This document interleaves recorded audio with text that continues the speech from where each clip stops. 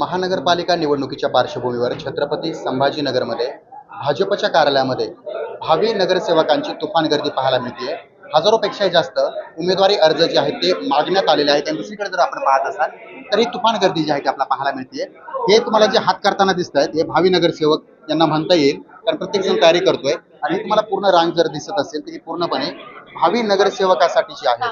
इथून सुरू झालेली ही रांग थेट 200 ते 300 मीटर पर्यंत ही जाऊन थांबते। प्रत्येकाला एक इच्छा आहे, जसं स्पर्धा परीक्षा करणारा एक कार्यकर्ता असतो, जसं एक नेता जसा एक कार्यकर्ता असतो, एक मुलगा असतो, तर तो जसा तयारी करतो तशी ही नगरसेवक देखील तयारी करताना पाहायला मिळतात। जाणून घेऊयात काय सांगाल, ही जी गर्दी आहे ही गर्दी आता महानगरपालिकेत नगरसेवक होण्यासाठीची आहे। तुम्ही इंटरव्ह्यू घेतायत, काय काय आव्हान यांच्या समोर आहेत, कसं तुम्ही एक चांगला नगरसेवक निवडून आणण्यासाठी उमेदवारी तपासताय? आणि भारतीय जनता पार्टीमध्ये काम करणारे कार्यकर्ते हे संस्कारक्षम कार्यकर्ते असतात आणि त्याच्यामुळे सगळेच चांगले कार्यकर्ते आहेत। पण त्याच्यातून एक पार्टी म्हणून पार्टी त्याची निवड करेल। बरं, आता ही जी रांग आहे मागील काही दिवसांपासून या रांगा पाहायला मिळतात, कसा प्रतिसाद मिळतोय? म्हणजे मुख्य म्हणजे इतर कार्यालय देखील आहे, पक्ष आहेत, इथलं चित्र कसं?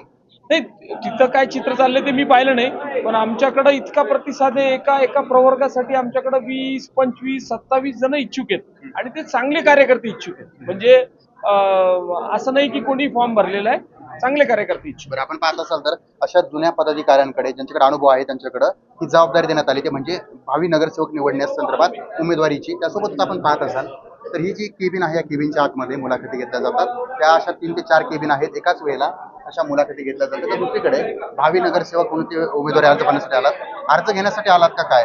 आज मुलाखत आहे का तुमची? आज मुलाखतीसाठी आलो। 4 दिवसापूर्वी अर्ज वाटप झालेला आहे। बरं, काय आता तुम्हाला का नगरसेवक बनायचंय? भारताचा विकास करणे, भारतीय जनता पार्टीचे सगळे उपक्रम जे आहेत ते सामान्य जनतेपर्यंत पोहोचवणे। बरं काका, तुम्ही का आलात? हे इच्छुक उमेदवार नाही, तुम्ही इच्छुक उमेदवार आहात? बरं, काय इच्छा आहे तुमची आता? आमची इच्छा आहे की तिकीट मिळणार आणि आम्ही समाजसेवा करू। बरं, उमेदवारीची मुलाखत झाली तुमची? आम्ही नाही, बाकी आहे आणखी? आपण पाहत असाल तर या ठिकाणी रांगा पाहायला मिळतात। दुसरीकडे काही महिला देखील आहेत, त्या सुद्धा उत्सुक आहेत उमेदवारीसाठी आलायत का मॅडम? उमेदवारीसाठी आलायत उमेदवारीच्या? बरं, काय सांगाल, कशी तयारी आहे, का नगरसेवक बनायचं? सर, का नाही, का सामान्य नागरिकाला नगरसेवक बनण्याची संधी द्यायला पाहिजे। बरं, ज्यांचे आहे अगोदरपासून ज्यांनी कामं केले त्यांना ते मिळायलाच पाहिजे, पण सगळ्यांनी एका सामान्य नागरिकाला त्याची संधी मिळायलाच पाहिजे। आपण या ठिकाणी पाहत असाल तर जशी स्पर्धा परीक्षेची तयारी करणाऱ्या विद्यार्थ्यांची रांग पाहायला मिळते, तशीच रांग आता या ठिकाणी भावी नगरसेवकांची पाहायला मिळते।